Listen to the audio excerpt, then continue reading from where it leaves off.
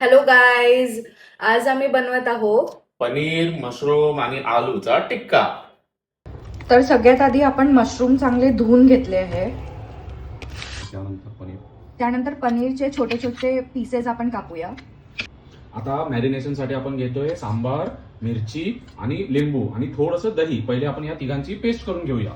Ginger garlic paste मॅरिनेशनसाठी taste छान येते याची. मग ऍड करायचं 2 टेबलस्पून दही. आता मॅरिनेशनच्या दही ऍड केल्यानंतर आता ऍड करायचं याच्यात थोडीशी हळद, तिखट, जिरं पूड आणि थोडीशी धनेपूड आणि चवीनुसार मीठ. आता सर्व मशरूम, आलू आणि आम्ही पनीर हे सगळं आम्ही मॅरिनेशनच्या मिक्सचरमध्ये मिक्स करून आता त्यावर लिंबू पिळून घ्यायचा. पिळल्यानंतर हे मॅरिनेशनचं पूर्ण मॅरिनेटेड आयटम्स आपले सगळे फ्रीजमध्ये ठेवून द्यायचे नियरली अर्ध्या तासासाठी. बरोबर, एकदम बरोबर. एक काम करतो आणि बाकीचे काम मलाच करावं लागतं. असंच असतं, हेच यालाच मॅरिड लाईफ म्हणतात.